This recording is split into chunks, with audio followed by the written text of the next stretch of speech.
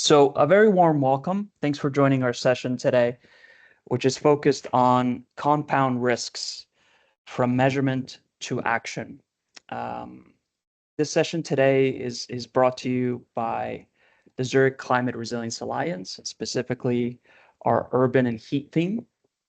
And it's the second session that we're leading this year. The first session this year is focused specifically on our CRMC measurement, on the climate resilience measurement for communities approach, and on heat hazard.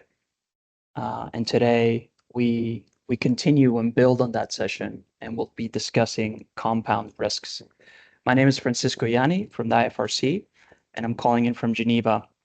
My sincere apologies that you might get a little bit of a side profile. I'm staring at my computer, my camera's not working, but then I have the camera on my phone. So I do apologize for this. The session is being recorded, and we have very engaging sessions and group work over the next hour. So let's please make use of the chat as a space for comments and questions as we hear from the different speakers. Can we go to the next slide so we could review the agenda? Thank you, Georgia. So first, we'll kick it off with Carolina from the Red Crescent Climate Center. And she's going to focus on unpacking this question on what are compound risks, specifically looking at things like key definitions, trends and future projections, some key drivers.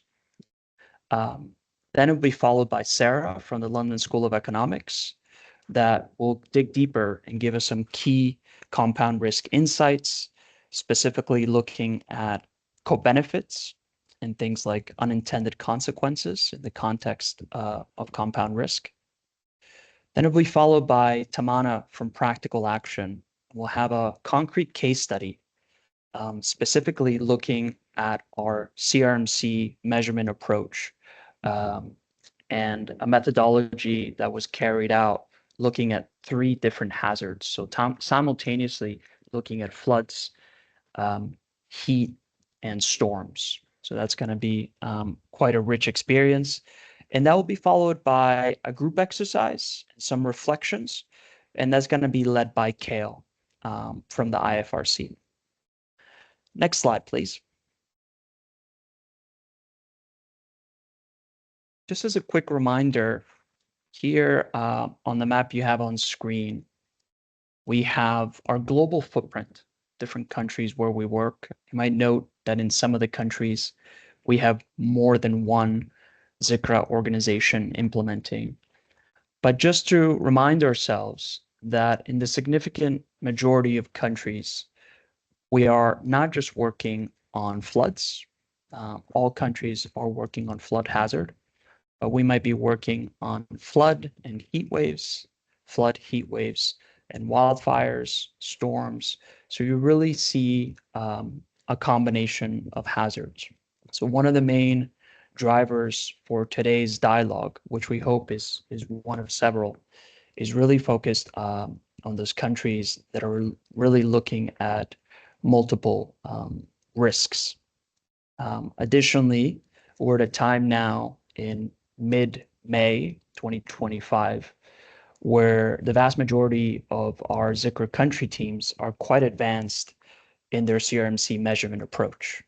So we really wanted to bring in the thinking and experiences from the CRMC approach, but also the consideration that most countries are working across multiple hazards. So really unpacking key considerations, key design principles, and especially as you're looking at future interventions and actions, what are some key insights and key trends that will drive that thinking? With that, again, a very warm welcome, and I'll pass it over to my colleague, Carolina. Thank you so much, Francisco, and so happy to be here. Yeah, let's just dive straight in. Compound events are on the rise. I put some headlines there, so yeah, feel free to click through. So compound events are on the rise, and this is basically, I mean, combinations of extreme weather events. They used to be quite rare, but now they are happening more and more. We're seeing them making headlines. And the New York Times wrote an article which said, "Fires, then floods. The risk of deadly climate combination rises." And some of the headlines are highlighting other hazards. So why is this happening? I would say climate change is definitely the main bad guy because a warmer atmosphere holds more moisture. So that means more frequent floods, storms in many regions. And at the same time, it also drives heat waves, wildfires. So as these events are happening more frequently, it's also not surprising that they're more often happening very quickly after each other or sometimes even at the same time. But it's not only that events are happening more frequently.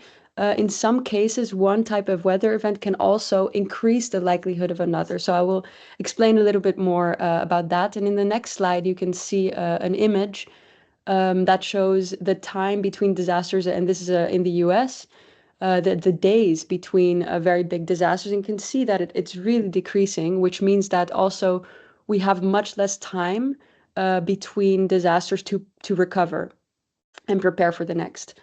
So what is compound risk? Let's take a step back. Compound risk arises when multiple factors overlap. You can show the next slide, please. I love this cartoon because it's really spot on.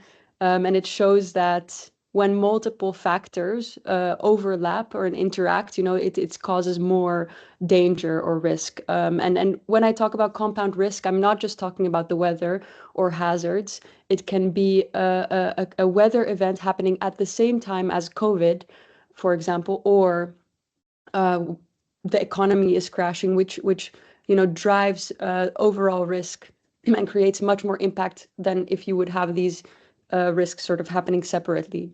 And they are collaborating better than we are, is the ironic title. And in the next image, this is a different definition. So compound events rather than compound risk. This talks more about weather events, right? So compound events really relates to when multiple weather events happen at the same time. And this can come in different flavors, right? It can mean that two hazards hit the same place at the same time. It can mean that they happen very quickly after each other, or it can also be the case that they happen in different regions at the same time. But that also can really increase impact. So, for example, if a drought happens in two locations at the same time, it can mean food levels can be affected in two regions, which can trickle down into food insecurity in different places around the world. And this is an image here that Mexico is hit with fire and flood in the same week. And I put there very small, you can see 1 + 1 equals more than 2. That is really the main message of this whole presentation, I think. And yeah, I will dive deeper a little bit into a specific type of compound events, which is heat and flood combinations. So let's talk a little bit about those. There are three types. First, you can have a heat wave followed by a flood. You can have a flood followed by a heat wave, or you can have them at the same time, which seems like really strange that would be possible. And in the next slide, I also highlight that I'm talking very broadly about floods, right? That flood can be triggered by many different mechanisms, and it's just important to keep in mind that this also has an impact on how it relates to heat waves. So if a flood is triggered by very extreme rainfall or by extreme sea level rise, that means we need different things to prepare. And certain types of floods are more likely in some regions than in others, right? So we have to keep that in mind. So the first type, heat wave followed by a flood. Um, in this case, what is very interesting is that heat waves can actually increase the likelihood of floods because warmer air can hold more moisture. So global studies have actually found that in certain regions, specifically in mid latitudes, um, there's much more chance of extreme rainfall happening right after a heat wave. And specifically in Central Europe and Japan, it was shown that it can be up to 4 times more likely, but also in parts of Australia and the US. And other areas like Southern Europe, India, Malaysia showed less likelihood. So this can be due to many reasons. Maybe there's already extreme rainfall in certain seasons, and it doesn't matter so much if it's preceded by a heat wave. And there's also another mechanism that can cause floods after a heat wave, and that is especially if there's also a drought happening with the heat wave. In the next image, maybe you've seen this one before. Um, if you have a drought and a heat wave, it can really dry out the soil. So if you put a glass of water on the soil, it basically will sort of flood because the soil cannot absorb the water anymore. You can try this at home. So even if it rains and it's not very extreme, it can sort of trigger a flood if it was preceded by a heat wave and a drought. So I'm going quite quickly through these, but please feel free to put comments or questions in the chat. Yeah, flood followed by a heat wave. So this one I think is the one which can result especially in a lot of damage, because if a flood occurs, it's already it can be very damaging, right? Like it can damage homes and infrastructure. But if that is then followed by a heat wave, people might not have access to water or electricity, which really can increase the risks much more than having only the flood or only the heat wave. And there was an example of this in Japan in 2018 that was very catastrophic. And the last one is heat waves and floods at the same time. And some research has focused on this, specifically looking at places where extreme sea levels are occurring much more frequently. So the risk of coastal flooding is increasing, and this is especially in the tropics. Most of the compound heat events and coastal flooding have happened on tropical shorelines. And that's quite disturbing because a large part of the population lives in the tropics, and the number is also rising.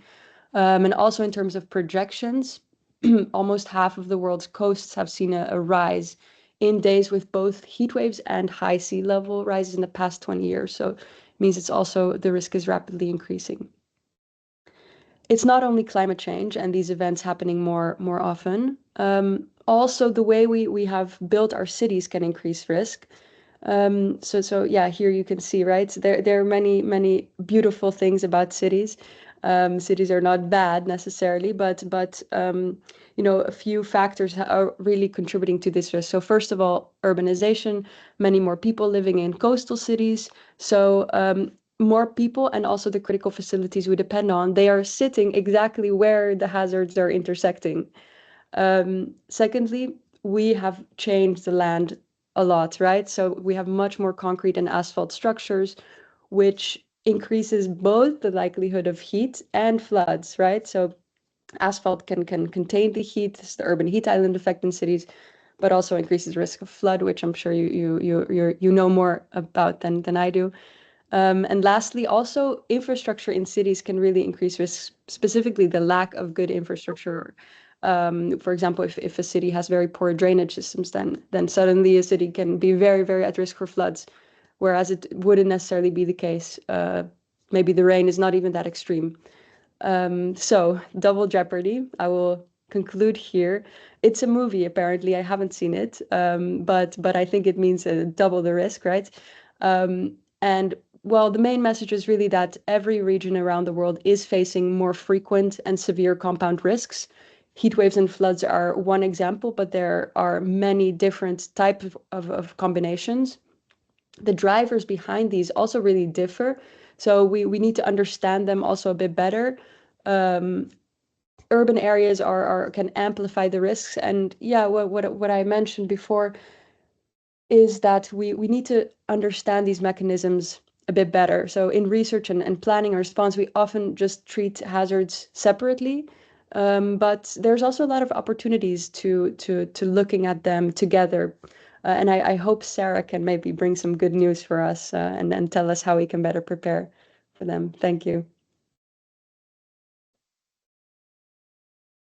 Yeah, thank you. Thank you very much, Carolina. So yeah, I will be talking a little bit about adaptation actions with co-benefits and unintended consequences. As Carolina nicely explained, all these like hazards and risks are connected. So it's not only about climate hazards like flood and heat wave that are connected, but it's also about social, economical, and environmental risks that are connected. So any adaptation actions that we take to address these hazards and risks can also influence others because of all these like relationships.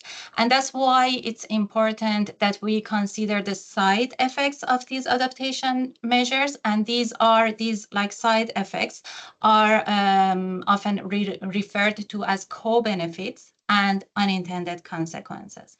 Co-benefits are usually the positive effects or positive side effects of an intervention that we had not originally planned for. And they are like extra benefits that we get from an adaptation action. And unintended consequences often refer to negative impacts. Sorry, I mean, if you go back one slide. Yeah, so this is about, co-benefits, as I said, these are like additional advantages. And one important example of that, I mean, one very well-known example of co-benefits are urban greening, like planting trees or creating green roofs. And these are often being used to reduce heat, but at the same time, they can improve air quality, they can enhance urban biodiversity, they sometimes reduce stormwater runoff, and therefore they can actually help with flood control, and they can also improve mental health and well-being. So it's not only about reducing the hazards, reducing climate hazard risks, but it's also about the social and environmental benefits that these measures can bring for a community. Another example is coastal flood protection measures that are often being used only for flood events to reduce the flood risk. But they can also bring in some economic benefits, like they can protect the property value in the regions across the coasts, and they can also bring business investment opportunities for that area. They can also create like opportunity for tourist attraction, public recreational walkways, and therefore social well-being and interaction. So again, it's being seen as a flood protection measure, but they can bring in economic opportunities, social benefits, and also environmental benefits like reducing the coastal erosion. Next slide, please. And then some examples about unintended consequences of adaptation. As I said, these are often the unforced and like the negative or unforeseen outcomes that arise from adaptation measures. And as a result, they sometimes undermine the effectiveness of these measures, or they can even create new risk. For example, another well-known example of that is using AC, air conditioning, to cope with heat. But we know that increased use of like these ACs can also increase energy use and greenhouse gas emission, and they can also exacerbate like urban heat island if they are not accompanied with sustainable energy measures. Another example is like building flood walls and levees, because I mean, like one unintended consequences of that is more like social impact, like impact on perception of people, because these projects like these flood protections, physical flood protections are often very large project with lots of investment, and they may bring the false sense of security and encourage more development that might not be resilient enough in flood-prone areas. And they can also, I mean, sometimes they can divert flood water to other areas, and they can increase the risk of flood in downstreams. And then green infrastructure, again, I mean, as I said, like this nature-based solution can like introduce a lot of co-benefits, but at the same time, in some areas, they can also create or increase the risk of infection diseases. And And if they are not maintained well enough, they can create new hazards like clogged bioswales. So there are, I mean, things that we should be aware of and we should be prepared for as unintended consequences of all these measures that might provide benefit for one specific hazard. Next slide, please. And then these unintended consequences can also happen for different type of hazards. It's not only about creating like socioeconomic risks, but it can also be like one an adaptation measure that is beneficial for one hazard, but they may create unintended consequence for another hazard. These are examples that we got from our partners, our alliance partners. For example, in areas that are prone to a storm and flash flood, there's a very common practice to bury power lines underground to prevent storm damage for these like power lines. But when flood happens, like flash flood or surface flood happens, they can also, the water can enter underground system and they can increase the risk of power outage. So if we bury them underground, they should be protected enough also for flood. And also in areas that are prone to heat wave and a storm at the same time, it's very common practice to plant trees. But when a storm happens, these trees can also fall on houses during a storm and hurricanes. So when we plant trees to reduce heat risk, we should also be careful of be aware of where to plant these trees so that they don't create new damages when a storm happens.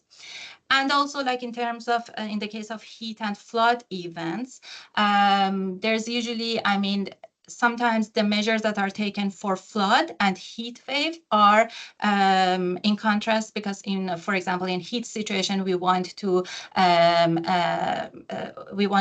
keep water during the heat wave, whereas during the flood times we want to drain water. So for example, this is an example that we got from water sectors here in UK, that when they are facing heat and flood at the same time, roughly at the same time during summer, they don't know if they have to keep the reservoir level high or low, so that they can actually predict the demand and cope with the increasing or reducing demand. Next slide, please. And then the next thing that I wanted to mention here is about more about the extent to which we can know or we can avoid these unintended consequences, because there are unintended consequences or these negative side effects that we can predict and we can avoid, but there are also those that we can predict but we cannot really do much about. For example, air conditioning, using AC in Middle Eastern countries. We cannot really in a short term switch from AC to other measures in extremely hot countries. So we cannot really avoid using AC in these countries, but we can actually, we might be able to apply other measures to reduce the impact of those. And there are measures that there are unintended consequences that that are hard to predict, or we don't have enough knowledge about them. So we have to see if we can actually get more knowledge, if we can predict them, if we can increase our capacity to predict these negative side effects. So when it comes to planning, we need to get a better understanding of to what extent these effects are knowable and we can increase our knowledge, and to what extent we can or communities want to avoid it. Next slide, please. And it's also important to remember that even if we focus on one hazard, for example, flood or heat wave, we still need to look at the bigger picture, because all these like components of even like one hazard can be connected. This is an example that we did to better understand the impacts of heat wave in the UK, in UK, and we looked at the different impacts and exacerbators of heat wave. And what we found was that health issue, I mean, as we expected, health issue was the most important impact of heat wave in UK, but it was not only, they were not just caused by heat itself, but many health problems were actually made worse by other things that were triggered by heat wave, like wildfire, this disruption in transportation, pressure on first response, and pressure on health system. These were also the drivers of health issues that were triggered by extreme heat waves. So it's actually important to look at like the full picture when we want to plan for one specific hazard. Next slide. And this is also important to have this system level thinking, this holistic view of the system. And that's where CRMC can actually be helpful. As the next presentation, we will hear more about a specific case study, but CRMC can actually provide this full picture of the resilience, very different capitals of resilience. But there are also some common indicators, some common resilience sources between hazards. As we heard from Karen last time, for example, social capital, there are lots of social indicators, social resilience indicators that are common between different hazards. So if, for example, in our assessment, we realize that these social capitals that are common between different hazards are weak, and we have to invest and we have to work on enhancing those resilience, it may imply that these adaptation measures can have co-benefit for different hazards. But I mean, this is definitely like the first step. We should also look at like what kind of measures we can take to enhance, like improve different resilience indicators, and ideally different resilience indicators for various hazards. This is again like an example of UK where we tried to see how these like resilience indicators are connected. And what we found here was that risk communication and enhancing future flood risk awareness could be as important and effective as building physical flood risk, because they are addressing different type of resilience sources. So yeah, that was from my side, and I think I'll hand over to Tamanna. Thank you, Sarah. Good morning, good afternoon, everyone. So I'm Tamanna from Practical Action Bangladesh office, and I will share some specific cases from the coastal district of Bangladesh. So a brief about the CRMC snapshot. We have conducted our T0 baseline, and all sorts of like data collection, grading is completed. Now we are just doing the validation workshops with communities and local stakeholders. We worked with 15 communities, 9 rural and 6 urban communities. But for Bangladesh, we applied flood, storm, and heat, these 3 hazards in 3 communities. So I will share experience of one of the rural communities. Next slide.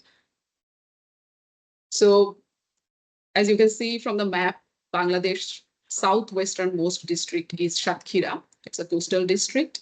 And under Satkhira district, there is an upozila or sub-district we call Shamnagar. And under Shamnagar, there is this specific union, which is Puri Gwalini.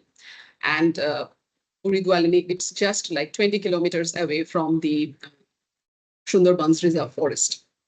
And if you talk about the total population, which is around 27,000, 41% are extremely poor. There are certain indigenous communities.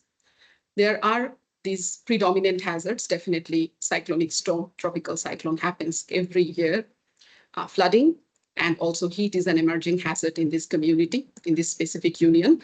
But there are also other impacts which these communities are facing, that is riverbank erosion and salinity intrusion. One of the key major source of drinking water, which is a bit under pressure for this community, they have like diverse sources to avoid the salinity intrusion in groundwater and also the soil salinity intrusion. So to understand the risk in a more holistic manner, we actually conducted the community risk assessment, CRA exercise with Gurigualini Union. So in the next slide, you could see we profiled the percentage of people, different livelihood patterns of the community. We found that 58% are doing farming. Then there are a lot of fisher folks, not only like going inside the Sundarbans and catching wild fish, but also they are doing aquaculture, a lot of aquaculture. Then there are a lot of forest-dependent communities who go inside the Sundarbans to extract honey, crabs, shrimp, or wild fish. Then there are other percentage of occupations exist in the community. But as I mentioned, a majority of them are either poor or extremely poor. We have also seen that there are seasonal migration that is happening in the area, and people are finding it more expensive to do agriculture. So a lot of them are shifting into aquaculture. Next slide. What we did with the community, we did a resource mapping. This full exercise is in Bangla. So if I talk about the major resources, the union is surrounded by one major river. It's the Kolpetua River, and it is also connected with another smaller river on the west side, the Chuna River. There are almost 12 flood and cyclone shelter in the area. Few community health clinics and schools and shelters are there. Most of the primary schools are also used as multi-purpose disaster shelter as mandated by the government. And yeah, forested areas, some sort of plantations has happened in this area. When we did the community perception of risk, doing a participatory risk mapping, in the next slide, you could see that in the next slide, you can see that the yellow marks communities identified. These are the more severe cyclone prone areas. Then there are certain areas they have identified which are like moderately cyclone prone, but they have also identified along the banks of the river. These are the areas which are extremely prone to riverbank erosion, and they were sharing how they are losing land in these areas also. So in the next slide, we tried to understand running the CRMC for all three hazards. In this presentation, we will just run you through the capital-based analysis. So if we look into the natural capital, so definitely there is the Sundarban Reserve Forest. There are 2 major rivers and more than 20 canals and small creeks. But erosion is an emerging challenge, and they have lost in the past 5 years almost 12 kilometers of lands. Groundwater depletion is a major challenge because also for doing agriculture, they are pulling up more groundwater and the water level is depleting. Salinity, as like there was a massive cyclone that happened, one in 2007 and another in 2009. So with these cyclones and the frequency is also increasing in Bangladesh, salinity has become a major challenge. And when a cyclone strikes, it is definitely followed by a storm surge, and that inundates the coastal areas. So changing climate, the geographic location, it's like a Bangladesh funnel-shaped coastline, and this specific proximity to the coast. Geographically, this area is very much prone to natural hazards, but this changing climate and overexploitation of natural resources is also, making this situation more, this natural capital, putting the natural capital at risk. If we look into the physical capitals in the next slides, so in the 1960s, the Dutch, they designed polders across the 19 coastal districts of Bangladesh. We have these, higher ground of levees to protect the communities from cyclone and storm surges. But these polders were not well maintained beyond 1960s. So when there is a Category 3 or Category 4 cyclonic storm happening, the first thing happen is the breach in the polders. So the embankment breaching, and a majority of the livelihoods like the crop fields or the aquaculture that is close to the polders, that gets inundated. When a cyclonic storm happens, that brings in a lot of torrential rain. So localized flooding and definitely waterlogging is also a major challenge in this area. So when we looked into more the CRMC household surveys, we did in this specific community almost 162 household surveys. And we identified that 50 to 90% mentioned that they receive cyclone warning, but it is often late and they lack sector-specific guidelines. So the cyclone warning is not very impact-based. So it doesn't say like how much areas of crop field or aquaculture pond are going to be inundated because of the cyclone or like upcoming flooding. Location-specific warning is also missing to a certain extent. And yeah, we also try to understand the inclusive cyclone shelters. So there is a sense of people usually do not want to go to cyclone shelters, even they are told to move to a safer shelter because they always feel like they won't get proper facilities in the shelters or they will lose important assets if they leave it at their home. And also health sector's capacity, they also lack, like when we looked into the heat perspectives, although it's an emerging hazard and it's directly impacting their livelihood, but also there are certain health risks that people are experiencing, but they are not like well aware.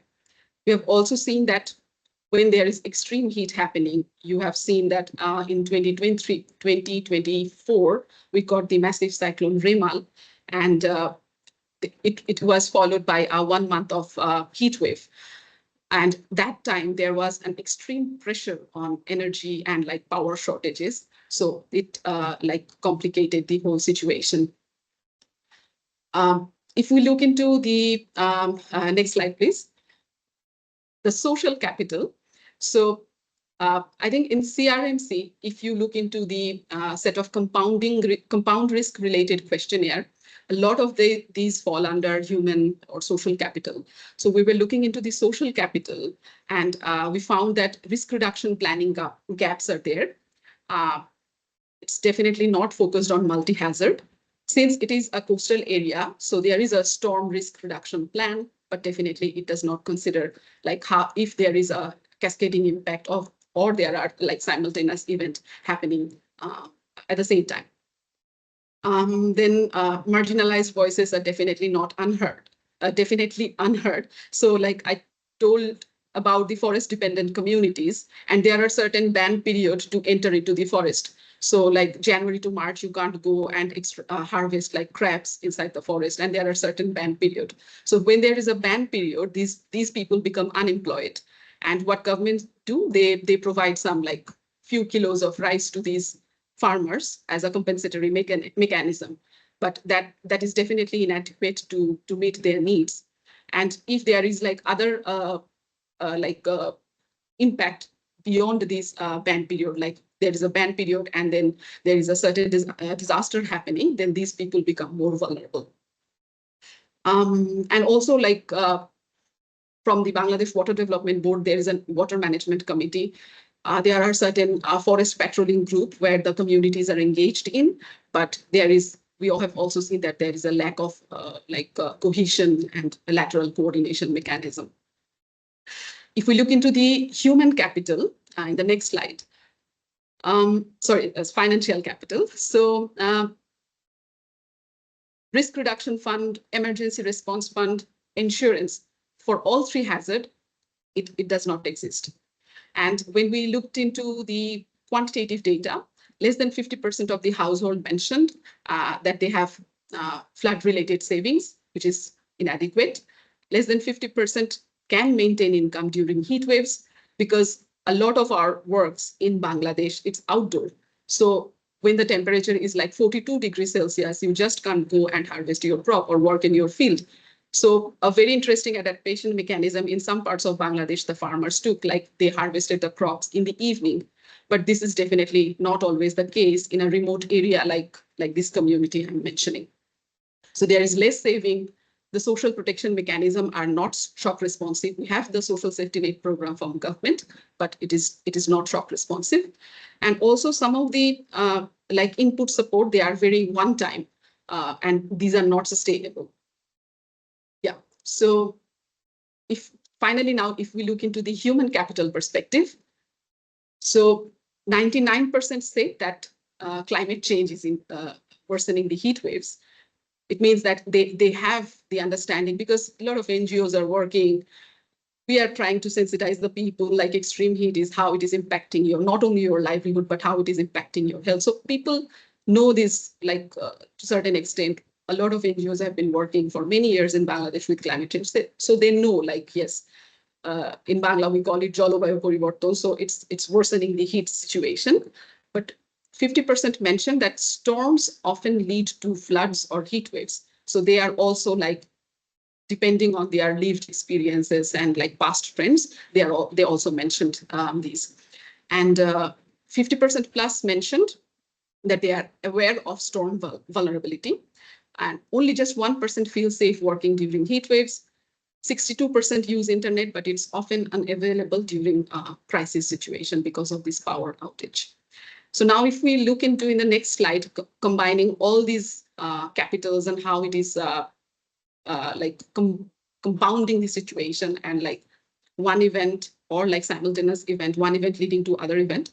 So we tried to put down these natural risk drivers, human capital aspects, the financial capital aspects, and all these physical aspects. So for this specific community, we have found the highest sources of, like, highest score they got in the human capital. So they have this risk awareness, they have this understanding, they are understanding that there are certain emerging hazards, there are one hazard cascading down to another, but their financial capacities or their physical capitals are not strong enough to, strengthen their understanding or take actionable measures. So if we look into the next slide, I wanted to share these just like from two lenses, the 5 capital and the 4R systems of resilience. So you can see for all three hazards, from the livelihood perspective, human capital against flooding, they have the highest human capital. They got the highest human capital scores, followed by heat wave, then storm. And in terms of rapidity, redundancy, you could see, like, it's not hazard specific. Most of the sources of resilience is not that very, strong results. Only some generic sources of resilience, the rapidity indicator or like robustness was to a certain extent moderate result. So if we look into the next slide, as Sarah was mentioning, like trying to understand critical sources of resilience to have like mutual benefits, like if we work in one specific source of resilience, that will bring in additional co-benefits. So we were also looking back again to the specific sources of resilience, and we found that human capital, the number 41, which talks about compound disaster risk awareness.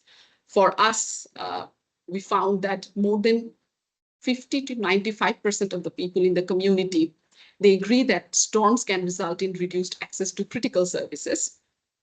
They got a C grade, although in this, 50 to 95% of the community indicate that they take additional precautions for storms because of these risks. And they do understand, like when we say storm, it's the cyclonic storm. Like in last Rimal, it was like 111 kilometers per hour. So cyclones can bring in heavy rainfall, strong winds and storm surges leading to flooding and coastal erosion. Combination of high winds and storm surges can cause extensive damage to not only like livelihood, their homes, their physical infrastructure, crops, and floods can also disrupt transportation, contaminate water sources, and cause displacement. So these were like some of the our rationale for putting in a C grade for this specific capital, but we identified it as one of the critical sources of resilience. If we can work here, it can bring in some multiple benefits. If we look into the next slide, another critical source of resilience we identified, it falls under the governance theme, and it's a social capital, which is compound disaster risk reduction planning. So as I mentioned in our CRMC findings that, yes, one hazard-specific planning is there. There are like a local level disaster management committee. There is also a disaster management fund, but that is most of the times inactive. So we need to think from a multi-hazard perspectives and work in a manner so that this we can mitigate the compound risk of multiple hazards or multi-hazard scenarios. I think my very last slide is coming up. Thank you, Kale, for putting this together. This is really extension of a learning journey that kicked off last year with a wide range of speakers and topics from across the Zurich Climate Resilience Alliance and Urban Climate Resilience Program. So if you take a snapshot of the QR code, you will have access to past sessions. With all of these sessions, we try to provide the full session, then a curated snapshot 1 or 2 pager as a key summary. And also we're working behind the scenes to also edit and make the specific subsections available in easy and digestible ways. So again, this will be shared over the coming days. With that, again, a huge, massive thanks, Carolina, Sarah, Tamana, Georgia behind the scenes for your support, Kale, and all of you for attending. Really a pleasure. All the best.